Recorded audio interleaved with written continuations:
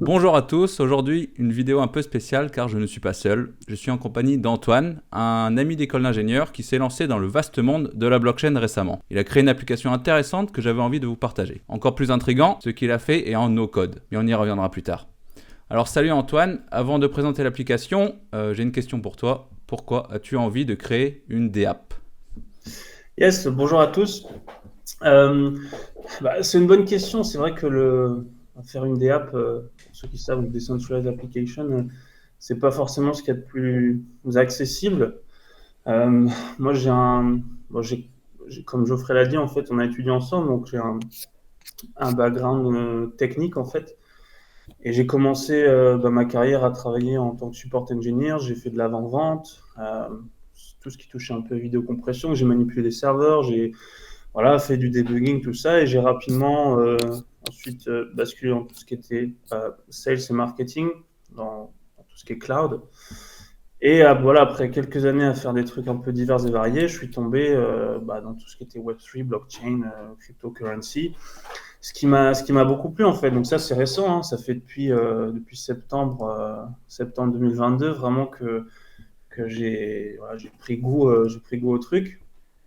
Et, euh, et donc voilà, en fait, je mentionnais le background technique parce que de mon point de vue, dans tout ce qui est la technologie d'Internet, la tech, etc., pour vraiment maîtriser le sujet ou devenir bon, hein, que ce soit dans des jobs qui soient plus un peu vente ou contact client ou bien tech, de mon point de vue, en fait, avoir une connaissance ou une maîtrise en fait technique de ce qui se passe, et c'est super important. Donc ça m'a vachement servi dans le passé, en fait, de maîtriser les sujets sur le bout des doigts ou de mettre les mains dans le cambouis, en fait, pour comprendre ce qui se passe derrière les rideaux et être capable ensuite d'être juste plus pertinent sur que ce soit explication pour les clients ou bien juste comprendre et savoir ce qu'on veut ou ce qu'on cherche comme opportunité aussi pour soi.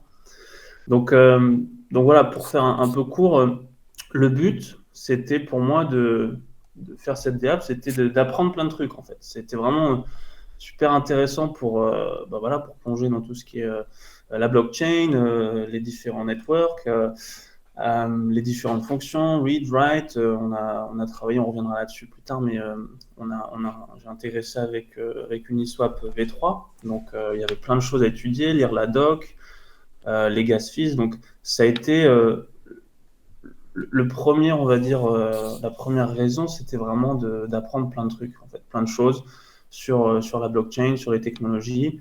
Moi aussi, je cherche des opportunités dans ce secteur-là. Donc, apprendre des choses, c'était une chose, enfin, c'était le premier élément. Et le deuxième, c'est fun aussi, ça m'intéressait. Et ça fait une belle carte de visite, en fait. Cette DApp, c'était, pour l'instant, en tout cas, il n'y avait pas de but à créer de business ou voilà, faire de l'argent avec ça, pas du tout. C'était pas l'objectif premier, c'était apprendre des choses et avoir une carte de visite en fait pour montrer quand on n'a pas d'expérience ou quand on n'est pas connu en fait dans un secteur, c'est pas toujours facile hein, de se faire connaître ou d'attirer l'attention. Donc il y avait aussi ça en objectif second, c'était une carte de visite et faire un peu de bruit.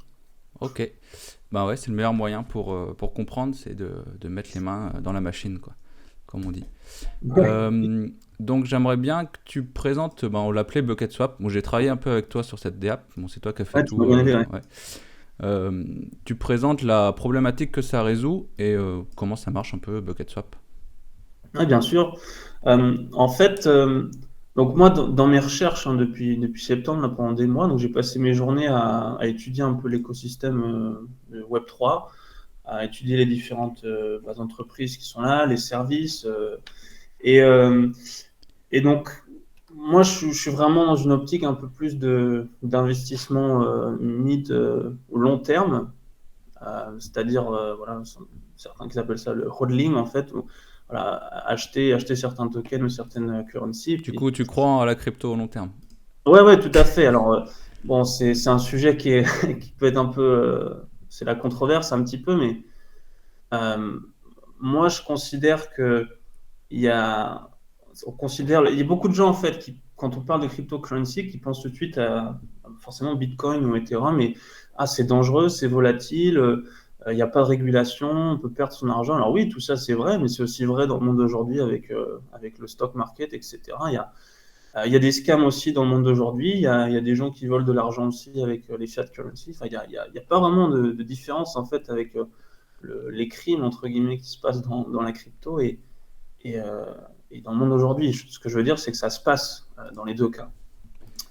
Et Ok, donc, ok. je pense qu'il y a juste de super choses à prendre des technologies blockchain. Je pense qu'il va y avoir voilà, des choses super qui vont se passer dans le futur, qui ne sont pas forcément uniquement axées, orientées finance, en fait.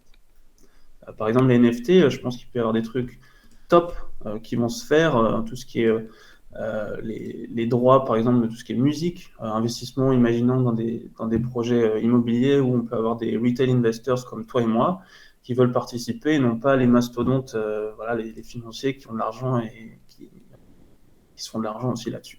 Je suis d'accord. Et donc, je crois en la crypto, oui, parce que je pense que aujourd'hui, je pense qu'il ne faut pas se leurrer que les gouvernements ne vont pas, je pense pas qu'ils ils vont pas laisser entre guillemets le truc filer et ensuite ce sera un monde tout rose et tout joli où tout sera décentralisé, où le pouvoir sera utilisateur complètement et ce sera beau et tout joli. Ça se passera pas comme ça parce que le, le- comment dire, la poigne en fait que les gouvernements ont sur tout ce qui se passe est très forte et je pense que on n'aura pas un monde utopique où comme beaucoup de gens en Web3 voilà, aimeraient avoir, mais on aura un peu un mix en fait. Donc, je pense qu'il y a plein de belles choses qui aujourd'hui sont en train de se faire, qui vont être intégrées dans le monde d'aujourd'hui, le Web 2, etc.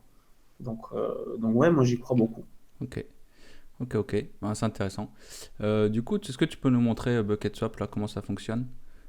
Ouais, Euh, ouais, clairement. Je voulais juste finir sur l'explication de ce que c'était en fait, ou le but. ouais, Donc, je disais que dans ma recherche, en fait, j'ai étudié l'écosystème. Moi, je crois beaucoup, voilà, le, le- enfin, pas le pouvoir d'achat, mais la valeur de certains tokens, etc. Donc, moi, je suis dans l'optique long terme, acheter, garder, voilà, croître la valeur, etc. Et aussi se faire payer en crypto, en stablecoin. Ça, je trouve ça vraiment super. Il y a plein de tokens comme le DAI, le SDC, etc. qui sont stables, qui marchent très bien, qui sont sur Polygon Mainnet. Ça veut dire des gas fees qui sont vraiment super bas. Et en fait, moi, j'avais pas trouvé. J'essaie de me projeter si je décroche un job. Pas si, mais quand je décroche un job en crypto, ouais, j'aimerais bien me faire payer en USDC, en DAI, en stablecoin. Et ensuite, et comment est-ce que je vais procéder pour, par exemple, pour acheter d'autres tokens, pour le convertir en fiat, etc. Et aujourd'hui, c'est vrai qu'il y a plein d'outils qui permettent de faire ça. Et c'est, voilà, suivant les banques qui bloquent les transferts vers les plateformes de crypto ou les plafonds que tu as ou les fees, il y a plein de manips à faire et c'est jamais très simple. Et donc, en fait, moi, ce que je cherchais, c'était un outil qui me permettrait, par exemple, de me faire payer sur mon ledger en stablecoin, mon salaire, ou n'importe quel versement, en fait. Et ensuite, de pouvoir diviser ça dans d'autres cryptos, que ce soit pour investissement ou diversification, DCA, etc. Et j'ai pas trouvé exactement en fait d'outil qui fasse ce que je veuille. Donc je me suis dit, bah écoute, pourquoi pas le créer. Et donc voilà, BucketSwap est né. Là, comme vous voyez à l'écran, en anglais, j'ai appelé ça Recursive Swapping for Diversification of Your Crypto Income. Donc voilà, c'est vraiment ça. C'est les freelancers ou les entreprises qui sont payés en crypto et qui souhaitent répartir ça en fait dans différents buckets, donc dans des paniers, dans différents paniers, leur income, et ben voilà, ils peuvent utiliser BucketSwap pour faire ça. ouais. Ouais, l'idée est vraiment intéressante. Moi, j'ai jamais vu d'outil pour l'instant qui fait ça. Après, j'ai pas eu le besoin pour l'instant, vraiment. Parce que j'achète pour l'instant, moi, que du BTC et de l'ETH. Mais ça peut être Ouais. intéressant, ouais, quand tu as besoin de swap en différents tokens, assez simplement, facilement, répartir, Ouais, quoi. exactement. Enfin, il y a des outils qui le font, et pas de manière, pas avec des DEX en fait, Decentralized Exchange. Par exemple, je crois que Binance, ils ont un outil comme ça pour Ah oui, oui, faire ouais, des ouais, DCA voilà, mais on est sur un exchange centralisé. ouais. Donc voilà, c'était ça le but un peu c'était, comment dire, combiner un petit peu toutes les belles valeurs du Web3 et les mettre dans un outil sympa qui est utile. Forcément, bon, c'est la première version, donc il y a des limitations, il y a des tokens, des paires qui marchent pas, qui sont pas dispo. On n'est que sur Polygon Mainnet, mais voilà, ça marche et pourquoi pas l'étendre. Allez, c'est parti pour une démo de BucketSwap. Ok, donc voilà la page d'accueil de BucketSwap. Donc bon, je vais pas aller dans le détail, je vous laisserai lire. On explique ici un petit peu sur cette page-là le use case en fait, de pourquoi BucketSwap. Donc voilà, Ce qu'on a expliqué avant, en fait. Exactement, ce qu'on a expliqué avant, 1, 2, 3, je vous laisserai lire. On a une FAQ aussi pour les questions, les trucs qui marchent pas ou pas dispo pour l'instant. Donc il y a quelques trucs ici. Donc voilà, soyez libre d'aller voir. Et bon, évidemment, ce qui nous intéresse, c'est de voir l'outil en lui-même. Donc ici, sur l'onglet Swap, voilà, je vous recommande vivement, si vous voulez l'essayer, d'aller de l'utiliser en web browser sur votre laptop. Parce que voilà, juste le design responsive pour smartphone et tout, c'est pas encore au point sur cette page-là. Ouais. Donc Je sais voilà, pas qui utilisez c'est un qui desktop, utilise ouais. des apps sur téléphone. Moi, perso, jamais. Ouais, je sais qu'il y en a, je sais que tu as voilà, sur iOS, Android, l'application MetaMask, tu peux Ouais, les ouais, ouais. porter, mais c'est vrai que bon, dans le confort voilà, de sa maison, si on a je sais pas, son hard wallet et tout ça, Ouais. je pense que c'est mieux de faire à tête posée, reposer au calme. Mais bon, voilà, je mentionne quand même, on sait jamais. Donc voilà à quoi ça ressemble. Un design, voilà, peut-être que si d'entre vous ont utilisé PancakeSwap, Uniswap, voilà, il y a des similarités, il y a une raison, hein. C'est super simple en fait. Bon, ici vous vous connectez, il y a un gros bouton, je suis déjà connecté là avec mon MetaMask, mais il y a un gros bouton rose Connect MetaMask. Donc vous cliquez, votre MetaMask va s'ouvrir, va vous demander de vous connecter. Ensuite, ici, on a un petit workflow, un petit process à suivre. Et vous demandant quel token vous voulez swapper. Donc, parmi les tokens que vous détenez, qu'est-ce que vous voulez swapper? Donc ici, la liste des tokens qu'on a disponibles pour l'instant sur la plateforme BucketSwap. Par exemple, j'ai envie de swapper de l'USDC. OK. Ici, l'outil, en fait, utilise certaines des fonctions Web3 en fait pour récupérer la valeur, donc voir combien de tokens vous avez dans votre wallet. Donc ça, c'est directement évidemment connecté à mon wallet. J'ai 0.41 USDC. Ici, je peux choisir la quantité à distribuer. Donc, si on se rapporte au workflow en fait dont on a parlé avant, le but c'est, imaginons j'ai un paiement de je sais pas, 10 000 USDC voilà, qui vient tous les mois, ou voilà, j'ai reçu un bonus ou quoi que ce soit d'un client. J'ai envie de distribuer mes USDC. Donc sur les 10 000, voilà, j'ai envie d'en garder, imaginons 5 000, et j'ai envie d'en distribuer 5 000. Donc ici, en fait, c'est la valeur qu'on veut distribuer dans les différents paniers qu'on rentre. Donc ici, évidemment, j'ai pas 10 000 USDC, mais imaginons que voilà, je souhaite distribuer la moitié de mon token. Donc c'est cette valeur que je rentre. C'est quelle quantité en fait de tokens je vais distribuer par rapport à combien je détiens. Ensuite, ici, on choisit les différents paniers en fait dans lesquels on veut distribuer. Donc currencies to swap in. Hop, on clique, les tokens s'affichent. Donc par exemple, voilà, j'ai envie de distribuer ça dans WETH, Uniswap, USDT, voilà, on peut en choisir tous si on veut, sachant qu'il y a certaines paires qui marchent pas bien, voilà, allez voir la FAQ. Voilà, donc ensuite on arrive sur cette petite interface ici, et donc là, super facile en fait, pour chaque en fait paire qu'on veut swapper, on peut allouer un pourcentage, donc un petit peu comme voilà, investissement stock market ou quoi que ce soit, je veux mettre X% en WTH ou en Uniswap ou en USDT, et donc je l'applique. Donc imaginons, allez, je veux faire à peu près un tiers, je peux. Voilà, je peux, donc on peut remplir ça, et ensuite ça nous donne la valeur de sortie en fait, combien USDC. d'USDC, pardon, c'est pas facile à faire en français. Combien d'USDC est-ce qu'on va dépenser pour ce swap? Et la seule chose qu'on a à faire ensuite, c'est de cliquer l'un après l'autre, en fait, sur les boutons swap pour signer chaque transaction.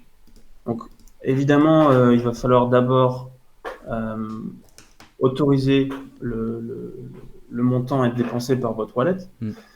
Et ensuite, en fait, vous pourrez recliquer et ensuite faire signer la transaction.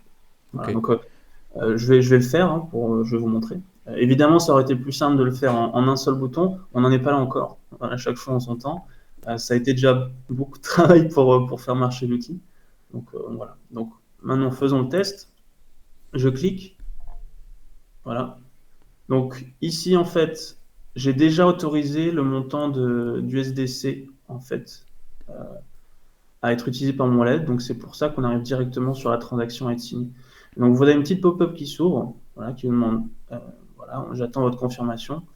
Vous aurez, ça c'est le montant dans Donc ça c'est des WTH, ouais, des ETH. WTH, voilà, la target currency. Donc ensuite, dans mon MetaMask, si je signe, tac, voilà. Ensuite, on attend un petit peu.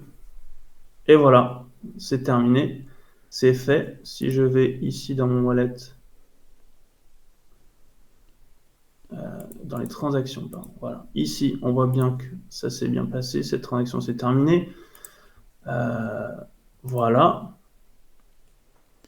Voilà. Donc, il y a un petit peu on va dire, quelques exceptions et user behavior qui sont pris en compte. Donc, si j'essaie de recliquer directement la transaction, ça va me dire qu'en fait, j'ai déjà fait le swap. Donc, ça, c'est pratique. Ça permet, voilà, Il y a quelques contrôles, quoi. Voilà, quelques contrôles. Ici, pour terminer, en fait, là-dessus, voilà, on a une petite interface ici. Si on veut aller voir son wallet directement sur Polygon Scan, on peut cliquer ici, on peut copier l'adresse de son wallet et on a le montant commandmatique qu'on a disponible en fait sur le wallet aussi pour tout ce qui est gas fees, etc.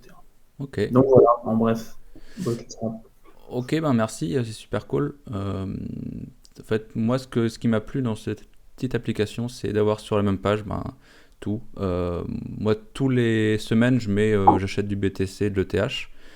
Donc 50 euros de BTC, 50 euros de TH. Donc voilà, utiliser ça pour tous les semaines, swapper mes 100 euros en 50-50%. C'est vraiment sympa. C'est vraiment, ça, je pense que ça a vraiment une utilité pour les gens. Ouais, je pense aussi. C'est vrai qu'au début, on voulait le faire sur Ethereum Mainnet, sauf que tout ce qui est debugging avec les gas fees, ça coûte tellement cher. Ça aurait coûté une blinde en fait. Après, c'est un autre sujet, mais je pense que l'Ethereum, dans le futur, ça va être vraiment pas utilisé pour les transactions. Enfin, ça va être vraiment la brique de tous les autres blockchains qui seront utilisés pour les transactions. Je suis d'accord. Mais après, ça, c'est un autre sujet. Et c'est là où une blockchain layer 2 comme Polygon en fait est super. Ouais. C'est voilà, low fees, scalabilité d'Ethereum et c'est parfait. Donc voilà, le Pocket Swap, c'est la preuve que un outil, une DApp et une layer 2 blockchain, ça marche très bien. Yes. Voilà. Ok, merci. Et ce qui m'intéresse en fait, c'est voilà, comment tu l'as fait, parce que tu n'es pas développeur. Et c'est assez intriguant parce que tu l'as fait en no-code. Et j'étais même pas au courant qu'on puisse faire une DApp comme ça sans écrire une seule ligne de code. Ben ouais, moi non plus. En fait, c'était un peu le concours de circonstances, mais ce qui s'est passé, j'ai commencé à faire, comme je disais, à mettre les mains dans le cambouis il y a quelques mois. Et bon, j'ai fait un peu de code de programmation en Solidity. Je suis loin d'être un gourou, mais bon, voilà, j'ai fait quelques TP, travaux pratiques et cours en ligne, en fait, pour comprendre un petit peu comment ça marche. Et c'est sûr que, voilà, si je voulais créer une DApp, la programmer moi-même en ligne de code, ça m'aurait pris un temps infini. Je pense incapable de le faire, voilà, parce que je suis pas un développeur. Mais j'avais déjà utilisé pour des prototypes dans le passé, en fait, Bubble.io. Qui est super en fait, c'est vraiment très pratique, ils ont des workflows, des trucs assez puissants, c'est assez simple à utiliser, donc voilà, l'avantage de comprendre la philosophie développement, ça m'a beaucoup aidé en fait pour utiliser Bubble. Et il s'avère qu'il y a un gars qui a créé un plugin MetaMask avec Bubble où en fait on peut faire des read, write et utiliser les fonctions standards de MetaMask avec Bubble. Donc, je me suis dit, c'est top, ce serait sympa de faire un petit projet. Et puis voilà, c'est comme ça que je suis parti sur BucketSwap. Ok. Ok. Je sais pas, est-ce que tu peux nous montrer à Ouais, quoi bien ça sûr. ressemble la machine derrière sur Bobble, sans rentrer dans les détails, mais pour que les gens aient une idée un peu comment en no code on peut faire cette DApp. Ok, alors voici Bubble, voici la UI. Bon, je vais pas rentrer en détail pour Ouais, les éléments l'UI c'est vraiment ouais, c'est du. sur Bubble, mais en gros, voilà à quoi ça ressemble. Donc, on peut ajouter des textes, buttons, des shapes, etc.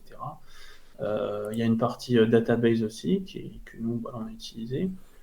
Euh, Là où c'est intéressant, c'est tout ce qui est workflow. Donc, chaque boîte ici que vous voyez est un workflow. Il y a un code couleur, tout ce qui est en vert, en fait, ça va être, je vais catégoriser toutes les workflows qui appellent en fait des fonctions read, write, etc. Et donc, ça a été super pratique parce que ça permet en fait, d'implémenter de la logique dans l'application. Si je clique à tel endroit ou si, par exemple, quand un MetaMask read function est terminé, je peux déclencher une action où je peux récupérer le résultat du read ou du write et donc en fait ficeler en fait toute une chaîne d'événements. Ce qui nous a permis de faire un bucket swap. Évidemment, ce que je vous ai montré avant, ça paraît tout simple et c'est super rapide à utiliser, mais honnêtement, il y a Il y a du entre travail 4 quand même derrière. heures de travail derrière pour faire tout ça, Ouais. avec énormément de tests. Les gas fees, d'ailleurs, Geoffrey, toi, tu m'as vachement aidé pour débugger les gas fees et pour écrire des custom smart contracts, donc ça, c'était top. Ouais. Merci encore. Ouais, on découvre c'est vraiment en mettant les mains dans le cambouis qu'on découvre d'autres problématiques qu'on Exactement. pensait pas avoir, donc comme les gas fees, comme tu dis. Ouais, c'est Et ça. Et en fait, ça a été ça, la valeur première en elle-même, Bucket Swap. Bon, c'est pas, voilà, on réinvente pas le fil à couper le beurre, c'est pratique, et c'est pas non plus unique. On n'a pas, voilà, c'est pas une découverte ou un truc énorme. Mais la vraie valeur en fait d'avoir bossé là-dessus, c'était d'apprendre tout ça, parce qu'il y avait tellement passé des heures en fait à débugger, à faire des tests, voilà, la répétition de mon point de vue, c'est la meilleure manière d'apprendre. Et il y a eu énormément de répétitions avec BucketSwap, donc ça a été super pour vraiment comprendre et maîtriser plein de sujets. Et en ouais, un temps très court, hein, on a mis une semaine et demie en fait à mettre ça au point, ce qui est très très court. Et donc en une semaine et demie, on a une DApp qui marche ouais, et qui peut être utilisée, et ça c'est top. ouais, c'est fort. Tu peux montrer comment on peut appeler un smart contract, par exemple, Ouais, ouais, bien sûr. Alors attends, je vais essayer de une prendre. fonction d'un smart contract, n'importe quelle. Donc par exemple, ici, step 1, on a un smart contract read get pull. Donc là en fait, euh, on a utilisé la fonction getPool de Uniswap V3 en fait. Mm. Et donc quand je clique ici, le plugin est bien fait hein, parce que donc ça c'est un contract read, donc on renseigne l'adresse du contrat qui nous intéresse ici. Donc pour ça, on récupère l'adresse du contrat sur Polygon Mm. Scan en allant sur l'adresse Uniswap. Donc voilà, il faut faire un petit peu de recherche et il faut bien faire les connexions, mais voilà. L'ABI du contrat. Smart contract, ok. Voilà. Le nom de la fonction, avec évidemment, donc il y a un petit peu de documentation, d'information, mais c'est case sensitive, donc la syntaxe est très importante. Et ensuite, les différents paramètres. Donc voilà. Donc là, ça implique lire la doc, avoir le bon nom de la fonction, la bonne ABI, la bonne adresse, et rentrer les bons paramètres. Donc Ouais.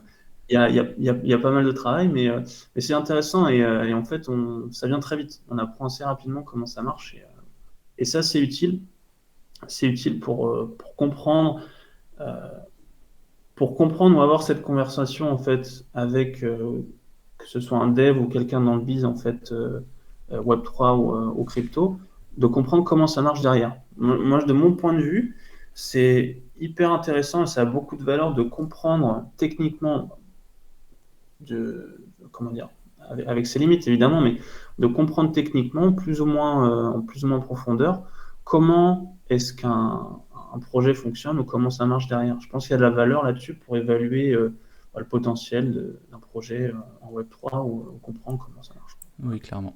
Ok, donc du coup, aucune excuse, même pas besoin d'être développeur pour construire sur la blockchain. Antoine en est la preuve. Et je vous mets le lien de BucketSwap en description. Et je sais que tu as un site internet aussi où tu partages des articles, ta façon de voir la blockchain. Je mets le lien aussi en description, c'est en anglais. Super, Mais merci. l'anglais est indispensable. C'est Et pratique. voilà. Et merci Antoine et à plus. Merci à toi. À bientôt. Ciao.